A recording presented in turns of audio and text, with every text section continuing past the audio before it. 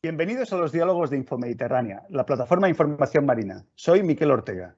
Como quizás alguno de vosotros sepáis, se está elaborando un plan de pesca para el arte de cerco en las aguas españolas del Mediterráneo. Por eso nos ha parecido especialmente importante hacer ahora un podcast sobre la evolución de las 3 especies pelágicas más importantes en la costa española para este arte de pesca: la sardina, el boquerón y la lacha. Vamos a intentar entender un poco más por qué está cambiando la distribución y las características de estas especies y cómo podemos actuar para resolver algunos de los retos que se van a plantear. Para ello contamos con Marta Coy, que es investigadora en el Instituto de Ciencias del Mar del CSIC de Barcelona y es especialista en modelización ecológica marina y en la relación entre la estructura del ecosistema marino y las actividades que tienen lugar en él. Ha participado en muchos proyectos de investigación y tiene publicados artículos en las principales revistas científicas del mundo. Así que tenemos hoy con nosotros una excelente especialista en esta temática. Marta, buenos días y muchas gracias por aceptar la invitación a participar en los diálogos de Infomediterránea. Buenos días a vosotros por invitarme. Primera pregunta obligada. ¿Por qué has estado años investigando 3 especies de pequeños pelágicos, la sardina, el boquerón y la lacha? ¿Qué importancia tienen para el Mediterráneo desde el punto de vista ecológico y desde el punto de vista del sector pesquero? Pues a ver, estas 3 especies que forman parte de lo que nosotros llamamos los pequeños pelágicos son especies muy importantes porque históricamente, como mínimo, eran muy abundantes en nuestras costas.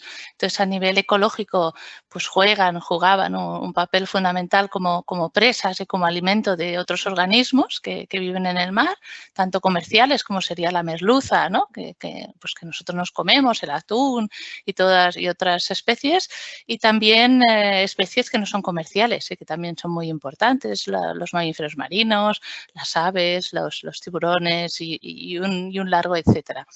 También son especies que históricamente pues, han sido muy importantes para la pesquería.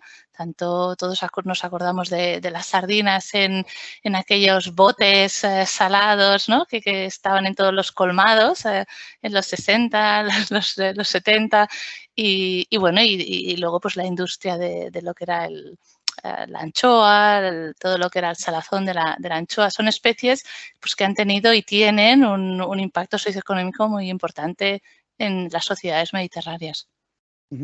Bueno, antes de entrar en el detalle de los resultados del trabajo que habéis realizado, explícanos un poco en qué consiste un trabajo científico de estudiar los pequeños pelágicos. ¿En qué habéis estado haciendo este tiempo antes de explicarnos qué habéis concluido? Pues, a ver, un trabajo científico se puede enfocar desde muchos aspectos, ¿no? Desde un aspecto mirar la biología de una especie individual e intentar entender pues, cómo se reproduce, qué come, cómo crece, qué causa su mortalidad, qué predadores tienes. Eso sería como una primera parte, ¿no? de la especie. Luego hay otra parte donde intentas investigar cómo se relaciona con el medio, pues con qué especies interacciona, qué come y cómo le influencia, cómo cambia su comida, qué impacto tienen los cambios ambientales, si aumenta la temperatura o baja la salinidad del mar, cosas así.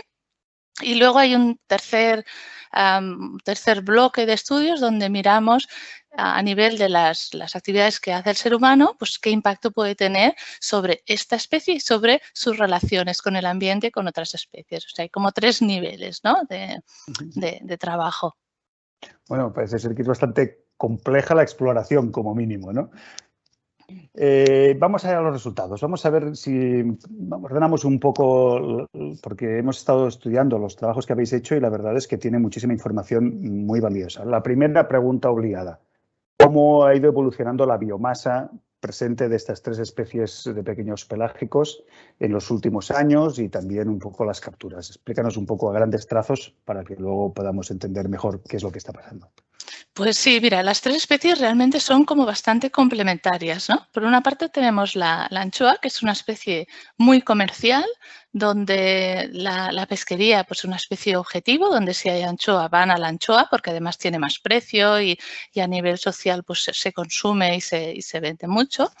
Y la anchoa pues, bueno, ha estado explotada muy intensamente desde hace ya varias décadas, entonces siempre presenta una biomasa relativamente pequeña o baja en relación con lo que podría presentar, ¿no? Pues por este interés comercial que ha tenido durante muchas décadas.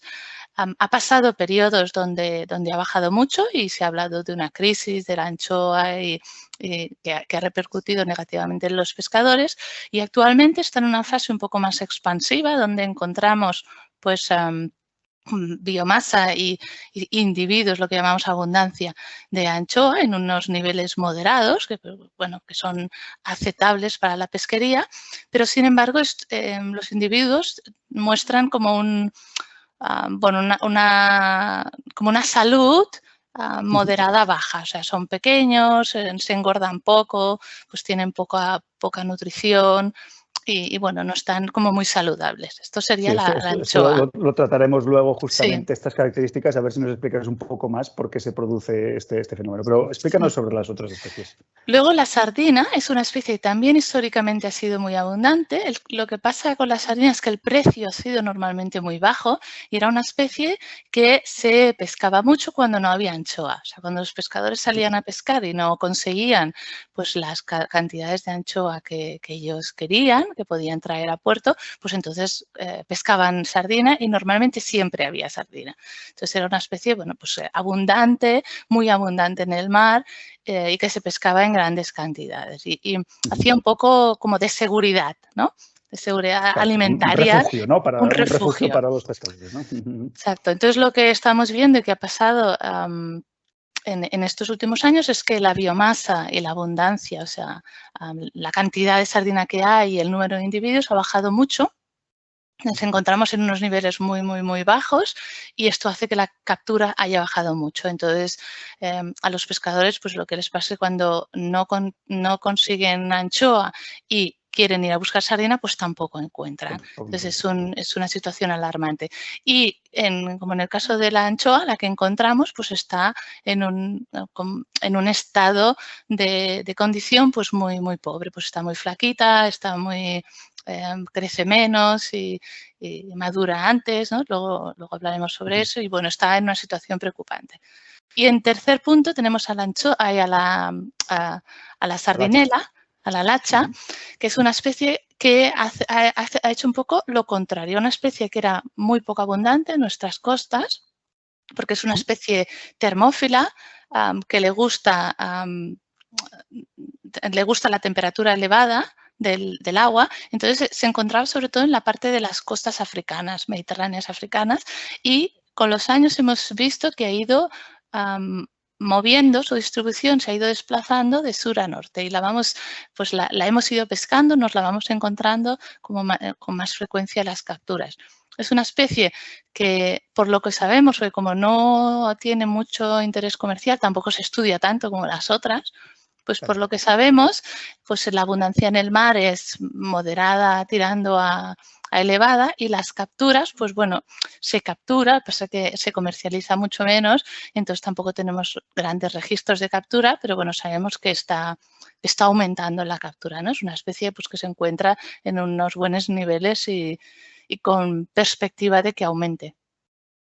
Muy bien, pues ahora que tenemos esta perspectiva general, vamos a algunos de los aspectos que nos han llamado mucho la atención. Algunos ya los has ido dejando ir en esta introducción, que es, bueno, comentas que tanto el caso de la sardina como el boquerón crecen menos que en el pasado y por otro lado no hay de tamaño adulto, de tamaño grande, ¿no? ¿Por qué? ¿Tenéis Exacto, algunas hipótesis? sí, hemos visto que crecen menos, hemos visto que maduran antes, quiere decir que empiezan a poner huevos a lo que es un tamaño pues menor, y también hemos visto que los individuos más mayores de la población, que en una sardina podrían estar alrededor de 6, 7 años y en una anchoa alrededor de 4 o 5 años, pues no los encontramos, no están. Entonces, pues sí, ¿no? Encontramos individuos más pequeños, que maduran antes, más flaquitos y a los mayores pues no están.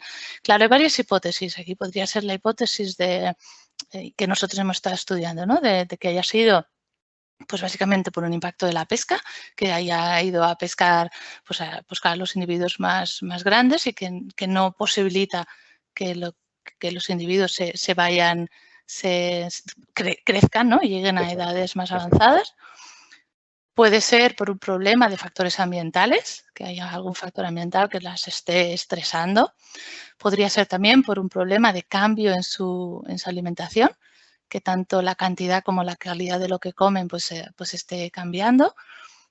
También podría ser que nosotros también hemos investigado factores de polución, como la presencia de microplásticos y cómo esto se relaciona pues, con la presencia de parásitos y de una menor condición corporal. Y también puede ser que hubiera algún factor externo, tipo un predador o tipo un competidor en el mar, pues que les esté afectando negativamente. O sea, que tenemos aquí un gran amplio espectro, digamos, de casuística, ¿no? Otro de los aspectos que habéis trabajado, que hemos visto en vuestra investigación, es que hay un cierto gradiente entre norte y sur. No se comportan igual en la zona norte de Cataluña o en la zona de Andalucía. ¿Por qué? ¿Cuál es la situación? Sí, esto realmente ha sido muy interesante y una de las cosas que más nos ha sorprendido de los estudios que hemos hecho. Hemos ido encontrando este gradiente latitudinal y contra más al norte, pues peor parece que están las poblaciones, sobre todo de sardina, ¿eh? También de anchoa, pero sobre todo de sardina. Pues crecen menos, están más flacas, hay menos biomasa, hay menos abundancia, se capturan menos. Nosotros hemos empezado a estudiar varios factores. Un factor claramente es el de la pesca. Pues ha habido un impacto muy fuerte histórico, tanto en el Golfo de León como lo que son las zonas del norte del mar catalán, de un impacto acumulado de la pesca. Se ha pescado mucho y bueno, puede ser pues, que esto haya afectado a la resiliencia de estas poblaciones, ¿no? Por eso no vemos pues, los individuos como más mayores, etcétera. También hay una cosa que es muy interesante que hemos encontrado y es que lo que comen, el plancton, parece ser que lo que están comiendo las sardinas, por ejemplo, del norte, es bastante diferente a lo que comen las sardinas del sur. Me explico. La sardina es un pescado que en general es poco selectivo, pues filtra un poco, pero también escoge un poco lo que come y come básicamente organismos del plato, desde el fitoplancton, que serían algas marinas, hasta zooplancton, que serían pequeños, como insectos, ¿no? Si estuviéramos en la tierra, pues serían los insectos.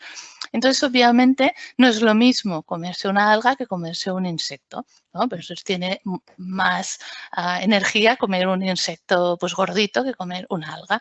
¿Qué pasa? Estamos viendo que en el norte básicamente se están alimentando de algas y de plancton muy pequeñito, con muy poco contenido o menos contenido energético, y a medida que vas bajando, a medida más al sur, estamos viendo que son capaces o comen pues individuos del zooplancton más grande. ¿Eso qué nos está indicando? Pues que seguramente la composición del plancton es diferente en el norte que en el sur. Y ahora lo que no tenemos resultados, lo que estamos mirando es si históricamente esto ha habido un cambio, ¿no? Si esto podría ser que siempre hubieran comido así, y entonces no sería lo que estuviera explicando esa diferencia que vemos ahora, pero podría ser que no, podría ser que realmente haya habido un cambio. Y hemos recuperado unas muestras antiguas que teníamos congeladas y las estamos analizando con análisis de ADN de contenido estomacal para ver si realmente vemos también un cambio histórico en la dieta. Esto es importante que lo conozcan las personas que se nos están escuchando, porque aquí hay que analizar muchas sardinas, muchas anchoas, muchos contenidos estomacales uno a uno para poder entender bien esta diferenciación, ¿eh? Es un tema verdaderamente un trabajo masivo, ¿no? Y además una cosa también interesante que hemos empezado a encontrar es mucha presencia o una presencia mayor de la que nos esperábamos o la que conocíamos de plancton gelatinoso. Parece ser que pues las sardinas, las sardinelas sobre todo, se están alimentando en algunas épocas del año de plancton gelatinoso, de medusas, de este tipo de organismos que tienen muy poco contenido energético. Claro. Claro. Por lo tanto, esto sí también. si verdaderamente veis que ha habido una tendencia en el tiempo, eso puede explicar parte de estos cambios en las características, ¿no? Sí. Y luego un tercer cambio también muy interesante y que no nos esperábamos era el hecho del cambio ambiental. Sabemos que hay un cambio ambiental, ¿no?, producido por este cambio climático. Uno de los principales cambios es el aumento de la temperatura del agua. Entonces, nuestra hipótesis de partida era, bueno, como en el Mediterráneo, en este gradiente que tenemos, el norte está más frío que el sur, esperábamos tener una población como más saludable en el norte, sobre todo de sardina, que es una especie que quiere aguas frías, que en el sur, que está más caliente, ¿no?, y se va calentando. Lo que hemos visto es el revés. Y indagando más en los cambios ambientales, lo que estamos viendo es que, aunque es verdad que el cambio ambiental se da en todas partes y entonces los óptimos de temperatura son mejores para la sardina en el norte porque estás dentro del óptimo de temperatura históricamente que ha tolerado esta especie, el cambio, la velocidad del cambio está siendo más elevada en el norte que en el sur. ¿Qué quiere decir? Que se está calentando, hay zonas del Mediterráneo que se calientan más rápido que otras y una es el norte el Mediterráneo noroccidental, que es el nuestro, y sobre todo en invierno. Sí que hablamos... Sí, claro. Y esto es lo que explicaría una de las razones posibles por las cuales, como estáis midiendo respecto al cambio en las últimas décadas, ¿no?, pues podéis ver estas tendencias diferenciales, ¿no? Exacto. Y relacionado justo con este tema de cambio climático que tú ponías sobre la mesa, proponéis un concepto que a mí me ha parecido muy interesante y creo que puede llamar la atención a los oyentes, que es el concepto de refugios climáticos. A ver, explícanos un poco más en qué consiste este concepto y cómo se podría operacionalizar. El concepto, de hecho, no es nuevo. Es un concepto que viene de la ecología terrestre, donde se intenta analizar qué condiciones ambientales son óptimas, ¿no?, son buenas para una especie, y entonces se mapea dónde esas condiciones ambientales existen ahora y dónde van a existir en un futuro, en base a las proyecciones de cambio climático pues, que se dan, ¿no?, bajo los escenarios de emisiones de CO2. Entonces, nosotros lo que hemos hecho es, hemos aplicado ese concepto al mar y hemos buscado de los factores ambientales que sabemos que condicionan la distribución y la abundancia de estas especies, por ejemplo la sardina, pues qué condiciones se van a mantener óptimas en un futuro y las hemos mapeado. Entonces he encontrado aquellas zonas donde bajo diferentes escenarios de cambio climático, sabéis que hay como varias proyecciones, ¿no? Una proyección como más optimista, si reaccionamos, bajamos nuestras emisiones y nos quedamos por debajo del 1,5 grados de aumento de temperatura, o si continuamos igual que ahora y vamos emitiendo hasta llegar a pues 3 grados o 4 grados en un futuro. Entonces, bajo estos escenarios contrastados, pues hemos buscado aquellas zonas que se mantendrían y las hemos mapeado. Y entonces nosotros argumentamos que estas son zonas que, bueno, parecen ser óptimas bajo todos los escenarios y son zonas muy interesantes porque si realmente se protegieran, nosotros lo que sugerimos es proteger esas zonas para que pase lo que pase en un futuro, pues sean unos refugios donde estas especies estén sometidas a una explotación sostenible, o sea, y además las condiciones ambientales sean sostenibles en el futuro. ¿Y qué zonas estamos hablando en la costa española mediterránea para hacer un poco a grandes trazos, digamos? Claro, esto es un concepto dinámico, ¿no? Porque los factores ambientales van a ir cambiando, ¿no? Cambian con el tiempo, van a ir cambiando y determinadas tendencias se van acentuando. Entonces, nosotros hemos hecho mapas anuales, perdón, desde ahora hasta el 2100, y las zonas que son persistentes hasta el 2100 bajo todos los escenarios de cambio son una zona que es el sur del delta del Ebro, una zona que está localizada como en medio de lo que es el Golfo de Alicante y una zona que está localizada en el sur o en la boca del Roine, ¿no?, en Francia, en el Golfo de León. Muy interesante, muy interesante. Quería preguntarte sobre otra especie que quizás hemos puesto menos atención porque tiene menos interés desde el punto de vista económico, pero para el ecosistema también es muy, muy importante, ¿no?, que es la lacha, ¿no? La lacha, como comentabas en la introducción, tiene una característica bastante particular, ¿no?, que es que le gustan más bien las aguas templaditas, ¿no? Es termófila. ¿Es el gran ganador de este escenario de cambio climático? ¿Hasta qué punto compite, no compite con las otras especies o son perfectamente compatibles? Es una pregunta interesante. Eso es una cosa que también nos interesaba a nosotros y para estudiar, ¿no? Si podría competir, nosotros hemos mirado qué es lo que comen. Entonces, la lacha realmente es una especie que crece un poco más que la sardina y la anchoa. O sea, cuando es adulta, pues se hace un poco más grande. Entonces, hemos mirado qué comen cuando son de una medida parecida a las anchoas y a las sardinas cuando son juveniles. Y luego que comen cuando están en estado adulto. Entonces, lo que hemos visto es que realmente cuando son adultas, sí que se diferencian o se posicionan diferente en lo que es la estructura trófica del sistema y comen básicamente lo mismo que la anchoa y la sardina, pero en cantidades diferentes y tienen un nivel trófico como más elevado, ¿no? Pueden también disfrutar o beneficiarse de otros recursos que la anchoa y la sardina, por tener la boca más pequeña, pues no pueden filtrar determinadas cosas. En cambio, sí que es verdad que cuando son juveniles sí que tienen, su dieta es bastante parecida y tiene una, se corresponde parcialmente. Se solapa, ¿no? Se solapa, exacto, esa era la palabra que buscaba, se solapa con la anchoa y la sardina. Entonces, nosotros, bajo escenarios donde las condiciones ambientales son buenas y donde el recurso es abundante, no tendría por qué haber ningún problema. Las tres especies pueden coexistir perfectamente, porque además se reproducen en periodos, sobre todo la sardina y la sardina en periodos diferentes, tienen unas distribuciones pues un poco complementarias. El problema vendría cuando haya escasez de recursos, porque también hemos visto que la sardinela es más voraz y es capaz de alimentarse más eficientemente de los recursos. Entonces, ahí, en unas condiciones de recursos escasos, sí que podría ser potencialmente una especie ganadora en frente de las dos. Bueno, pues está claro que este es uno de los temas que hay que seguir con una buena monitorización más adelante. Ya para ir acabando, me gustaría atacar el último tema de los que habéis tratado.